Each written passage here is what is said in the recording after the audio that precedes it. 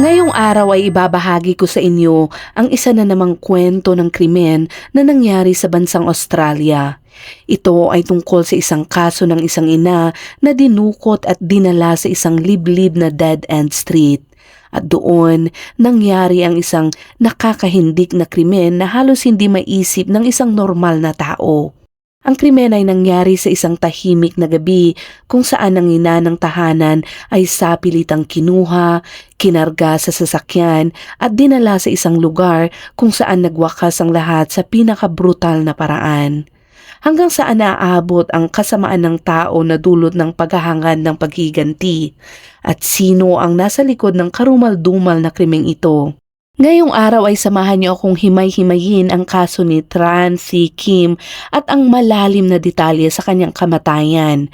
At bago tayo magpatuloy, ay kung bago ka pa lamang dito sa aming channel, ay huwag mong kalimutang i-click ang subscribe button at pindutin na rin ang notification bell para lagi kang updated sa mga kasong tinatalakay natin dito.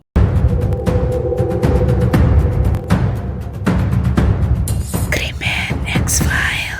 Bandang alas 10:30 ng gabi noong ika-27 ng Abril, taong 2025, ilang buwan lang ang nakakalipas, biglang nakatanggap ang emergency hotline ng Australia na 000 ng isang tawag na nag-uulat ng isang lantaran na pagpasok sa bahay at pagdukot sa isang tahanan sa Greenacre Road, Bankstown.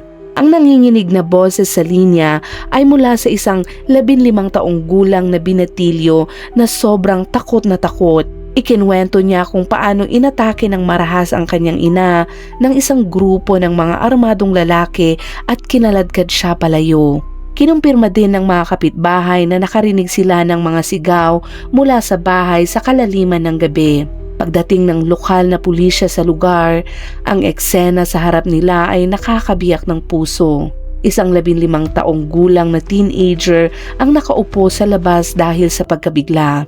Sa tabi niya, ang 8 taong gulang niyang kapatid na nakahandusay at hindi gumagalaw ay may malubhang pinsala din sa ulo. Wasak ang bahay at halatang halata ang bakas ng marahas na pagpasok. Agad na dinala ng emergency team ang 2 bata sa ospital. Ang 8 taong gulang na bata ay nagtamo ng matinding traumatic brain injury matapos atakihin gamit ang baseball bat at ito ay sumailalim sa agarang operasyon at tuluyang nahulog ito sa koma. Samantala, ang 45 taong gulang na ina ng 2 bata ay wala pa ring balita dito. Makalipas ang mahigit 1 oras, bandang alas 11:30 ng gabi, isang residente naman sa Beverly Hills area na humigit kumulang 5 milya mula sa Bankstown ang nakadiskubre ng kahina-hinalang nasusunog na sasakyan sa dulo ng Welfare Avenue, isang dead-end na daan na katabi ng isang park at highway. Agad ipinadala ang mga bumbero at mabilis nilang napigilan ang matinding apoy na lumalamon sa isang itim na SUV. Nang tuluyang namatay ang apoy at luminaw ang usok, ang eksenang lumitaw ay nagpatayo ng balahibo ng lahat. Sa loob ay may isang katawan na nakahiga sa likurang upuan ng sasakyan.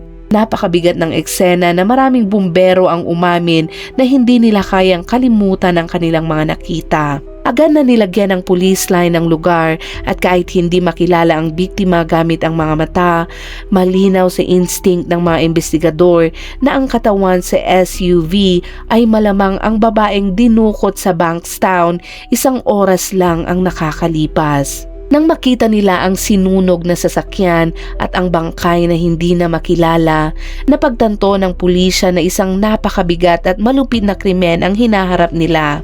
Isang krimen na pinag-isipan at binalak ng napakadetalyado. Kinagabihan ding yun, nagsagawa ng crime scene examination ang pulisya sa bahay sa Bankstown. Bumungad sa kanila ang nakakatakot na kalat. Wasak ang front door, nagkalat ang bubog at ang sahig ng sala ay may madidilim na mantsa ng dugo na kalaunan ay nakumpirmang galing sa sugat sa ulo ng 8 taong gulang na bata. Kita rin ang matinding bakas ng laban sa loob ng bahay dahil nakataob ang mga upuan, nagkalat ang mga gamit at lahat ng ito ay nagpapakitang kinaladkad ang biktima ng may matinding dahas. Habang tinitingnan ng paligid, hindi napigilang mapabuntong hininga ang mga investigador. Hindi nila maisip kung gaano katinding takot ang pinagdaanan ng dalawang bata. Kitang-kita ang ina nilang kinaladkad palabas at pinwersang isakay sa sasakyan sa harap mismo ng kanilang mga mata. Mula sa nakakatindig balahibong salaysay ng 15 taong gulang na binatilyo, unti-unting nabuo ng pulisya ang nakakatakot na pangyayari ng gabing iyon. Humigit kumulang 4 hanggang 5 estranghero na nakaitim, nakatakip ang mukha, may hawak na handgun at baton ang biglang sumugod sa bahay.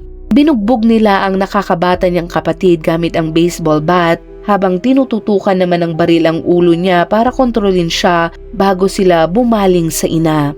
Sa harap mismo ng mga batang sugatan na takot, binugbog nila ng walang awa ang 45 taong gulang na babae. Pero hindi doon nagtapos ang lahat. Pati ang kanyang suot ay pinagtatanggal. Ito ay isang akto na sobrang brutal na ikinabagabag ng husto ng binatilyo. Nang halos wala ng malay at halos walang saplot ang babae, kinaladkad nila ito palabas, isiniksik sa likod na upuan ng isang maitim na SUV na naghihintay sa harap ng bahay at mabilis na tumakas sa dilim ng gabi at iniwan ang dalawang bata sa sukdulang takot. Ang malulupit na detalyeng ito ay nagpatindig ng balahibo ng Bankstown Police dahil pinatunayan nitong planado ang kilos ng grupo at ito ay mabilis at walang pag-aalinlangan kahit bata at babae ang tinarget nila. Samantala, sa Beverly Hills, ang lugar kung saan nakita ang sinunog na sasakyan ay nagbigay ng napakalaking hamon sa forensic team. Ang SUV ay naging baluktot na metal na parang bangkay ng makina, tunaw ang mga plastik at pintura at ang buong sasakyan ay para ng karbon na nicho. Sa loob naman ay sobrang sunog na ang katawan ng biktima at hindi na ito makilala. Burado na ang lahat ng bakas sa mukha nito at sa kanyang katawan. Dahil dito, kinailangan ng crime scene technicians na magtrabaho ng sobrang maingat para kumuha ng ebidensya ng dahan-dahan at may matinding tensyon. Sa lupa malapit sa sasakyan, may nakita silang mga piraso ng nasunog na tela, malamang bahagi ng damit ng biktima na tinanggal bago pa sindihan ng apoy. Sa unang pagsusuri, lumabas ang isa pang nakakakilabot na detalye. Posibleng binaril muna ang biktima bago sinunog ang sasakyan. Kapansin-pansin na ang lugar ng sunog ay nasa dulo ng isang dead-end street at ito ay tahimik, kakaunti lang ang bahay at katabi pa ng park na bihira ang nagdaraan. Isang residente ang nagsabing hindi sila makapaniwala dahil tahimik ang lugar na iyon at hindi pa sila nakakita ng ganoong kahirap na eksena. Lahat ng ito ay nagpapakitang pinili ng gumawa ang isang liblib na lugar para itapon ang katawan at sunugin ang sasakyan upang burahin ang lahat ng posibleng ebidensya. Ang nakita ng pulisya sa dalawang crime scenes ay mabilis na nagtulak sa kanila sa unang pagtatasa. Ito ay hindi basta-bastang pagpatay o simpleng pagnanakaw lamang, kundi ito ay isang malupit na plano ng paghihiganti na pinaghandaan ng mabuti. Ang katotohanang dinukot ang biktima mula sa kanyang bahay, tinanggalan ng lahat ng suot at pagkatapos ay sinunog sa loob ng SUV ay hindi lang para burahin ang ebidensya. Ito ay nagdadala rin ng mensaheng lubusang pagyurak sa dangal ng babae. Sa harap ng ganitong kalupitan na malamig at kalkulado, nauunawaan ng mga investigador na ang kanilang kalaban ay mga taong napakadelikado.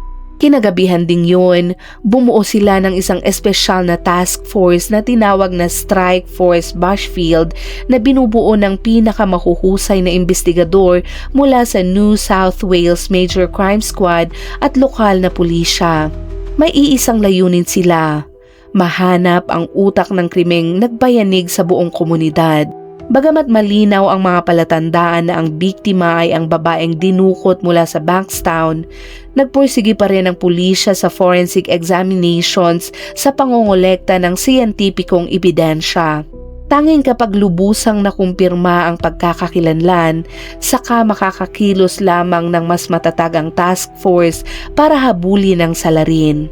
Kung tama ang unang hinala nila, ang biktima sa dalawang crime scene ay si Mrs. Tran Thi Kim, isang 45 taong gulang, ang hindi mapalad na ina ng 8 taong gulang at 15 taong gulang na mga bata. Agad na kinuha ng pulisya ang DNA sample mula sa dalawang bata, pati fingerprint mula sa mga personal na gamit sa bahay para ihambing sa natagpuang sunog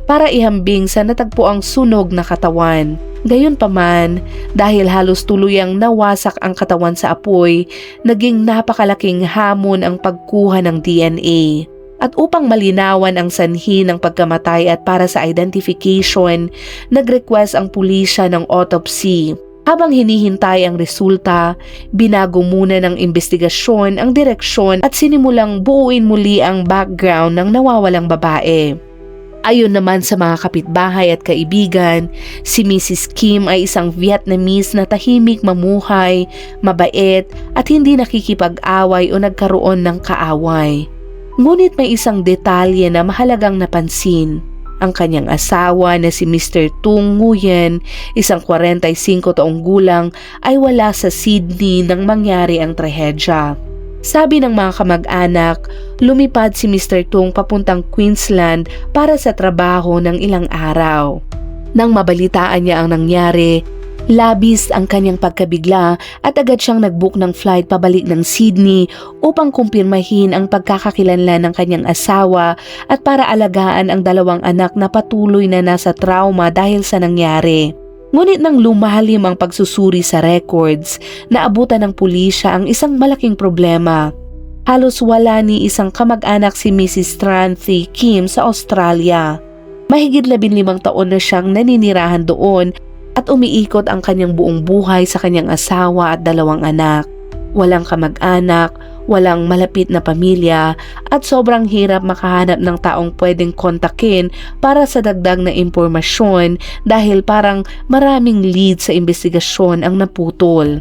Nang akala ng lahat ay wala ng direksyon ng kaso, biglang lumitaw ang isang mahalagang pahiwatig mula sa security camera ng kapitbahay.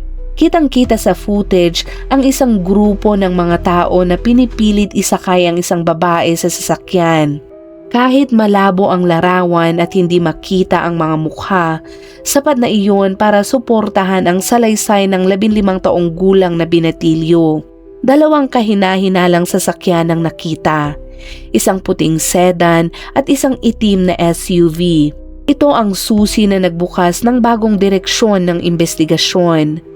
Pinalawak ng pulisya ang paghahanap gamit ang lahat ng traffic camera at civilian cameras sa halos 5 milyang ruta mula Bankstown patungong Beverly Hills.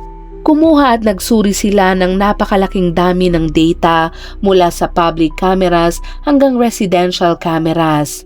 Sa mga kuhang iyon, may malalabong larawan bandang hating gabi kung saan makikita ang 2 sasakyan, isang puting sedan at isang itim na SUV na mabilis na tumatakbo sa highway at unti-unting binubuo ang ruta ng mga gumawa ng krimen.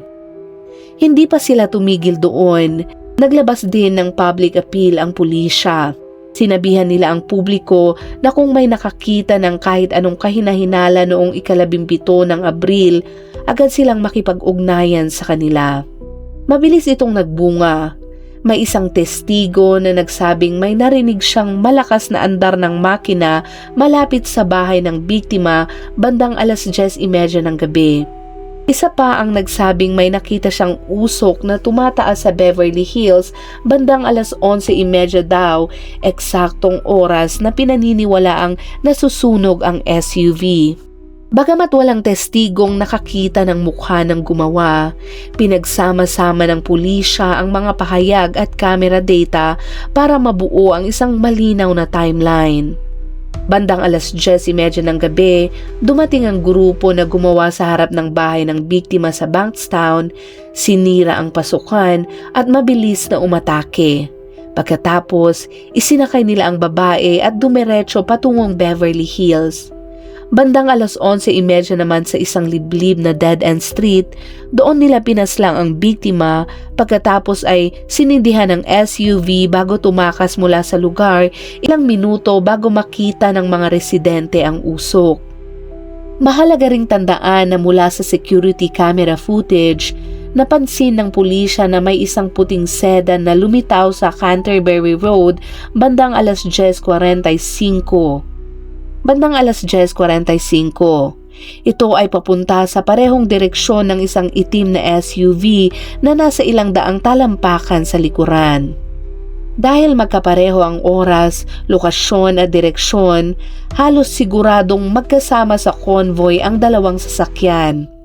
Dahil dito, lalo pang tumibay ang hinalang organisadong grupo nga ang may gawa at hindi iisang tao ang kumilos mag-isa. Paglapit sa Beverly Hills area, nakuhanan naman ng isang private security camera ang dalawang sasakyan. Ang mga ito ay lumiliko papasok ng Welfare Avenue. Ngunit makalipas ang humigit kumulang 15 minuto, nakita ng isa pang kamera na mabilis nang bumabalik ang sedan mag-isa habang ang SUV ay tuluyang nawala.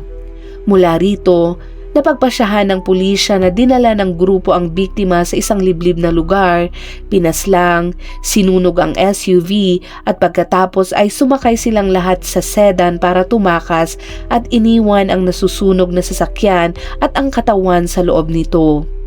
Pagkatapos, ipinakita ng traffic system images na ang sedan ay nawala sa southbound highway at malamang ay dumiretso ito papuntang Melbourne ng gabing iyon. Ngunit hindi naging madali ang pagsunod sa bakas ng sasakyan dahil pekeng plaka pala ang ginamit nito.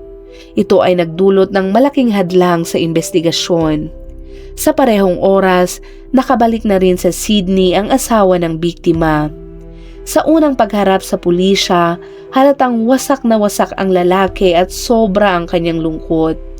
Sa identification room, umiiyak niyang kinumpirma na ang katawan ay ang kanyang asawa at batay sa ilang natirang personal na katangian ng katawan at isang sunog na gintong kwintas na nakita malapit dito.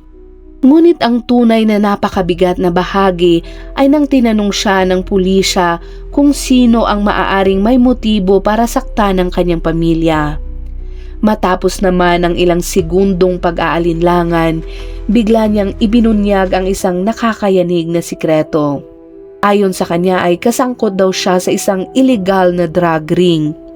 Ayon sa kanyang pahayag, kamakailan daw ay madalas siyang bumiyahe sa pagitan ng Sydney at Melbourne para makipagtransaksyon sa isang Vietnamese criminal group na sangkot sa malakihang paggawa at distribusyon ng methamphetamine. Ngunit sa mga biyahe na iyon, nagkaroon daw ng matinding alitan. Isang shipment na nagkakahalaga ng milyon-milyon ang biglang nawala ng walang bakas. Pinaghinalaan siya ng kabilang grupo na siya daw ang nagtago ng kontrabando o may direktang kinalaman sa pagkawala nito. Dahil dito, posibleng pinili nila ang landas ng marahas na paghihiganti. Agad naman na napagtanto ng mga investigador na may nabubuong bagong teorya. Hindi ito basta random na krimen. Ito ay may malaking posibilidad na nag-ugat sa isang alitan sa loob ng mundo ng iligal na bentahan ng droga kung saan ang hinala at pagtutuos ay madalas nauuwi sa karahasan. Ang masakit ay ang diretsong nagbayad ng kapalit nito ay ang inosenteng asawa ng lalaki. Noong ika-22 ng Abril taong 2025, opisyal na kinumpirma naman ng final forensic examination ang pahayag ng asawa. Ang DNA na kinuha mula sa ngipin ng katawan ay tugmang-tugma sa DNA ng dalawang bata, ang mga tunay na anak ni Mrs. Tran. Sa wakas, matapos ang maraming araw ng pagsisikap, nagkaroon na ng tiyak na konklusyon ang pulisya. Ang biktimang sinunog sa SUV ay si Mrs. Kim Tran, isang 45 taong gulang at malawak na inanunsyo ang impormasyong ito na nagsara sa yugto ng pagkilala sa biktima at nagbukas ng panibagong bahagi ng kaso. Kasabay ng pagkilala sa katawan, nagsimula na rin agad ang masusing pagsusuri at pangongolekta ng bakas sa crime scene. Sa bahay ng biktima, maingat na sinuri ng forensic team ang bawat sulok at umaasang may makuha pang bakas mula sa salarin, mga fingerprint, yapak, hibla ng tela o kahit pinakamaliit na ebidensya. Ngunit sa kasamaang palad, sobrang bihasa ang grupong umatake. Sila ay naka-gloves, nakatakip ang mukha at kumilos sa dilim kaya halos walang naiwan na makikilalang bakas.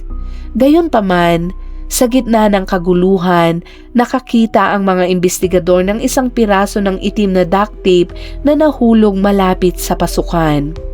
Ang hugis at lokasyon nito ay nagpapakitang malaki ang posibilidad na ginamit ito para itali o patahimikin ang biktima habang ito ay kinokontrol at aksidenteng nahulog ng umatras ang mga gumawa. Agad sinelyo ang tape at ipinadala sa forensic laboratory para hanapin ang DNA, pawis o epithelial cells mula sa salarin. Samantala, sa lugar kung saan sinunog ang SUV, matyaga ring kinukuha ng forensic experts ang bawat maliliit na piraso ng ebidensya at umaasang may kahit anong bakas na pwedeng magturo sa gumawa. Ang unang bahagi na napansin nila ay tuluyang tinanggal ang metal license plate. Ngunit ang vehicle identification number na nakatatak sa makina ay hindi kayang sirain. Matapos linisin at silawan gamit ang special light, nabasa pa rin ang mga numero.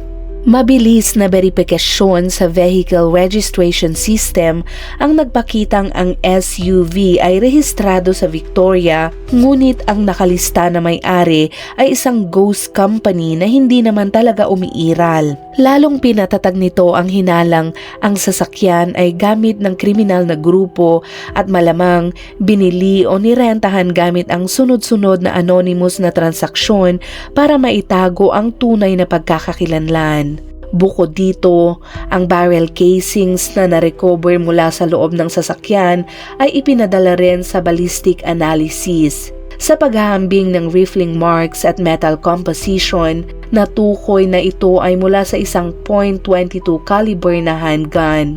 May isa pang direksyon ng investigasyon na binuksan, ang phone communication data. Sa pagtatanong kay Mr. Tung Nguyen, may isa silang natukoy na nakakakilabot na detalye. Bago pinaslang si Mrs. Kim Tran, nakatanggap ang kanyang telepono ng sunod-sunod na extortion messages na may countdown. Una ay 20 minuto na lang ang natitira, 10 minuto na lang, 5 minuto na lang. Ang mga malalamig na mensaheng iyon ay parang orasan ng kamatayan.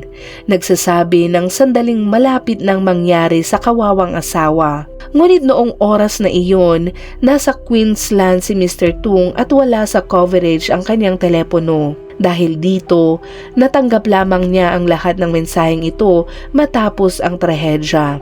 Naniniwala ang pulisya na ang kawalan ng tugon ng asawa kahit hindi niya kasalanan ay posibleng nagpagalit lalo sa grupo na baka inakala nilang sinadya niyang hindi tumugon. Dahil dito, mas naging marahas at walang awa ang kanilang ginawa sa hostage. Sa kabila naman nito, ipinakita ng chain ng mensahe na sa simula, hindi agad nila plinanong pumatay. Gusto muna nilang makipagnegosasyon para sa ransom. Malaki din ang posibilidad na naglabas sila ng napakalaking halaga na pinilit si Ginoong Tung na magbayad sa loob ng isang takdang oras. Pero nang hindi pinansin ang ultimatum, nag-shift sila mula sa paniningil tungo sa pagganti at ginawa ang banta sa pinakamalupit na paraan. Habang pinagdurugtong-dugtong ang mga datos mula sa planadong pagdukot, paggamit ng dalawang magkaibang sasakyan hanggang sa malinaw na scripted na paraan ng komunikasyon,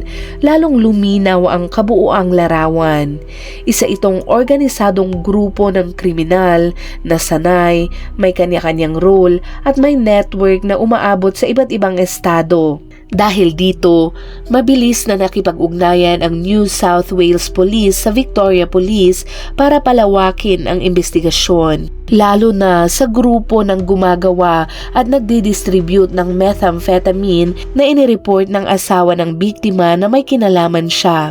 Tulad nga ng inaasahan, kinumpirma ng Victoria Police na matagal na rin nilang minomonitor ang isang Vietnamese gang na pinaghihinalaang nagpapatakbo ng malaking pasilidad ng paggawa ng methamphetamine. Agad naman na nagkasundo ang dalawang panig na magbukas ng joint campaign. At 2 araw lang matapos ang insidente, noong 19 ng Abril 2025, ni-raid ng Victoria Police ang isang liblib na farm sa Springvale area sa kanluran ng Ballard na pinaniniwala ang headquarters ng grupo para sa paggawa ng methamphetamine. Doon, nakumpiska nila ang maraming chemical at gamit sa produksyon na nagpapatibay sa ebidensya ng kriminal na network. Pero sa raid na iyon, walang nahuling sospek dahil mukhang nakatunog ang grupo at nakatakas bago dumating ang mga pulis. Gayunpaman, pinatunayan ng natuklasan na ito na ang grupong nasa likod ng operasyon ay cross-state ang galaw at sobrang organisado. Sa puntong ito, bumalik ang focus ng investigasyon sa listahan ng mga koneksyon ng asawa ng biktima sa drug ring. Batay sa pahayag niya, sinuri ng pulisya ang mga pangalang nakasalamuha at nakausap niya kamakailan. At mula sa listahang iyon, lumitaw ang isang 29 na taong gulang na Vietnamese na nakatira sa Bankstown na nagngangalang Nguyen Thi An. Ito ay isang malapit na kasama ng asawa ng biktima. Lumalabas sa intel na si Nguyen Thi An ang nagsisilbing tulay ng drug group sa Victoria papunta sa ilang distributor sa Sydney. Ibig sabihin, isa siya sa mahalagang link sa supply chain. Lalo pang nakadagdag sa hinala na lumabas ang pangalan niya sa police files tungkol sa interstate meth trafficking kaya wala siyang malinaw na criminal record. Ang katotohanang nakatira siya mismo sa Bankstown kung saan naganap ang pagdukot ay agad na nagpa-focus ng hinala sa kanya. Hindi lang iyon dahil ang pagiging malapit niya sa asawa ng biktima ay lalo pang nagpatibay na posibleng internal na settling of scores ang nangyari. Ang pinakamalaking tanong ay, posible kayang si Nguyen Thi An mismo ang gumagamit sa pagkakakilala at pagiging pamilyar sa lugar para iorganisa ang pagdukot at pagpatay sa pamilya ng kasamahan niya. Dahil dito, sinimulan ng mga investigador ang lihim na pagmamanman kay Thi An. Lumabas sa records na umuupa lang siya ng simpleng apartment sa Bankstown at ito ay mag-isa at walang klarong trabaho. Sa mga linggo matapos ang insidente, nanatili si Thi An sa Sydney imbis na tumakas at tahimik ang galaw na para bang walang kinalaman sa nangyari sa labas. Tahimik ding nakuha ng pulisya ang data sa phone ni Nguyen mula sa call history, messages hanggang sa phone location noong gabi ng Abril 17. Lumabas na noong gabing naganap ang insidente na sa Bankstown area ang phone ni Nguyen at pinatay ito mga bandang 10:00. Pagkatapos, makalipas ang ilang oras, bumalik ulit pero nasa ibang lokasyon na. Isang napaka-suspetsyosong kilos dahil tugma ito sa oras ng pagdukot. Malakas ang hinala na sinadya niyang patayin ang phone para hindi matrace habang ginagawa niya ang krimen. Dagdag pa rito ay lumabas sa pagsusuri ng financial records na matapos ang gabi ng Abril 17, may malaking halagang pumasok sa bank account ni Nguyen at mabilis niya itong winidraw ng cash. Posible din itong bayad o gastos para sa pag-organisa ng krimen. At dahil lalong tumitibay ang ebidensya, nagdesisyon ang New South Wales Police na kumilos. 5:00 ng umaga noong ika-28 ng Agosto, 2025, mahigit 4 na buwan matapos ang kaso, ni-raid ng Special Task Force at Major Crime Squad ang apartment ni Thi An sa Bankstown. Inaresto nila si Nguyen habang ito ay natutulog pa kaya gulat na gulat siya at hindi nakapalag. Kinuha rin agad ng pulisya ang kanyang phone, computer at ilang dokumento para sa investigasyon. Sa Bankstown Police Station, matinding interogasyon ang inabot ni Nguyen Thi An. Pero gaya ng inaasahan sa isang sanay na kriminal, ginagamit niya ang kanyang karapatang manahimik at tumanggi sa anumang pag-amin. Gayunpaman, sapat na ang basehan para sampahan siya ng kaso. Sa hapon ng ika-28 ng Agosto 2025, Formal siyang kinasuhan ng murder at intentional grievous bodily harm na may kinalaman sa pag-atake sa 8 taong gulang na bata. Inanunsyo ng pulisya sa media na si Thean ang nag-orchestrate ng pagdukot at pagpatay kay Ginang Kim Tran kahit hindi siya ang direktang bumaril dito. At kahit naaresto ang isang mahalagang sospek, hindi pa tapos ang investigasyon. Naniniwala ang New South Wales Police na hindi nag-iisa si Thean.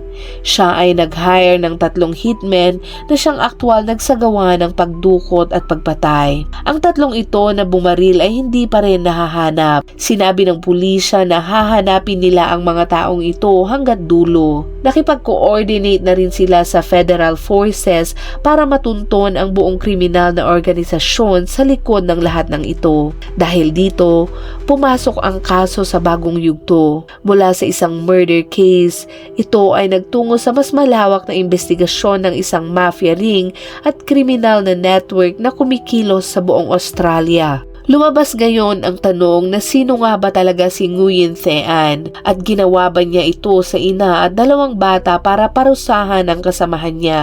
Ayon sa investigasyon, si Thean, 29 na taong gulang, ay may Australian citizenship na may dugong Vietnamese. Doon na siya lumaki sa Vietnamese community sa Sydney at matagal na siyang hindi bago sa mundo dahil isa raw siyang mahalagang link sa drug trafficking organization na base sa Victoria. Bagamat 29 na taong gulang pa lang, maaga nang sumabak si Thean sa interstate drug trafficking at mabilis na umangat bilang isang batang boss na may ambisyon. Pinagkatiwalaan siya at inatasang mag-transport ng quote-unquote goods sa pagitan ng Melbourne at Sydney, pati na rin ang pag-ayos ng mga alitan na lumilitaw sa iligal na negosyo. Bago siya maaresto, wala pang mabibigat na kasong kriminal na naitala laban sa kanya, dahilan kung bakit halos hindi siya kita ng batas kahit aktibo na siyang gumagalaw sa ilalim ng lamesa. Sa personal na buhay naman, halos walang nakakaalam tungkol sa kanya. Sa likod ng imahe ng parang simpleng single na freelance businessman, umuupa lang siya ng apartment sa Bankstown, ilang bloke lang mula sa bahay ng biktima, pero madalas siyang wala roon. Ang koneksyon ni Nguyen Thean at ng biktima ay dumadaan lang sa asawa ni Ginang Kim Tran.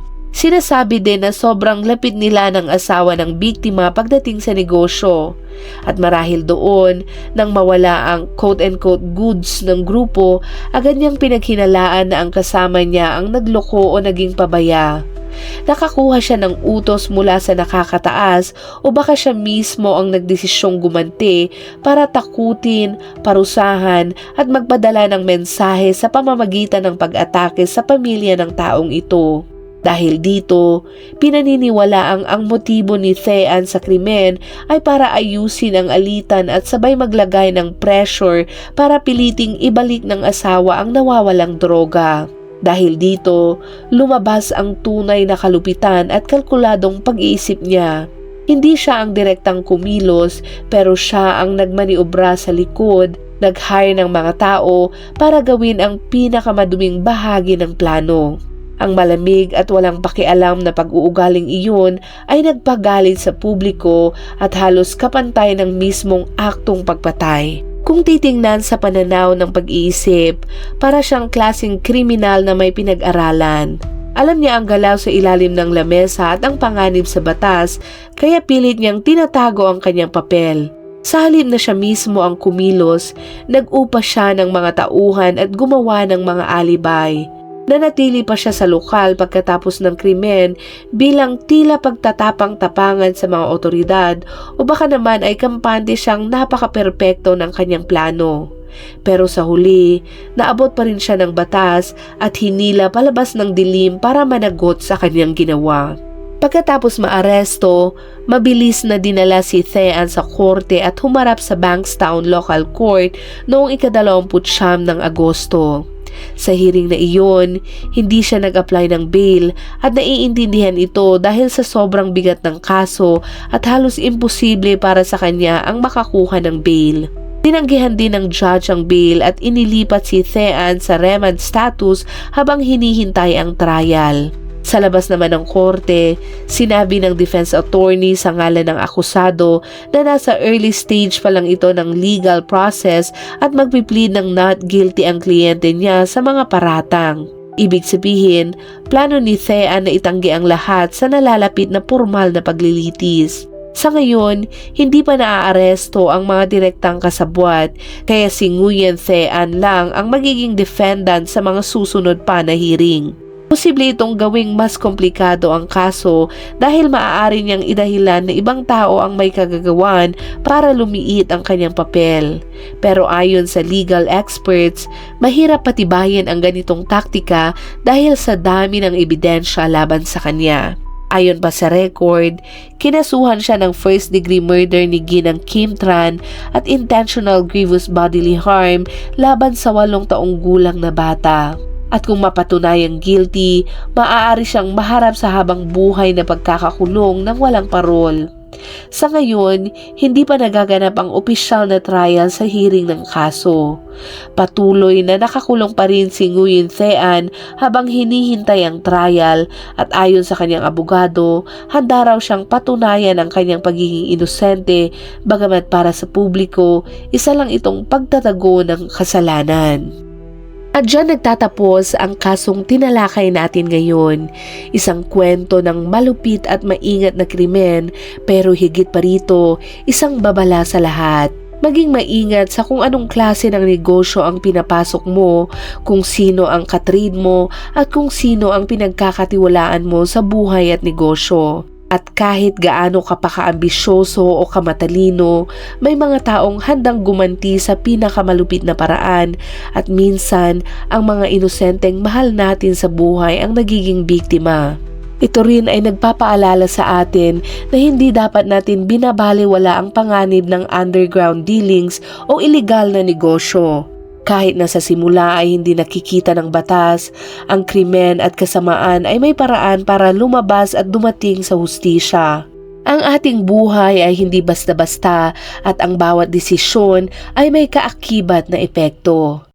At gaya ng dati, kung umabot ka sa dulo ng videong ito, ay i-comment mo naman sa ibaba kung ano ang saloobin mo sa kasong ito at kung saan at anong oras mo ito napanood para naman alam namin kung saan umabot ang videong ito. Hanggang sa muli at palaging mag-iingat.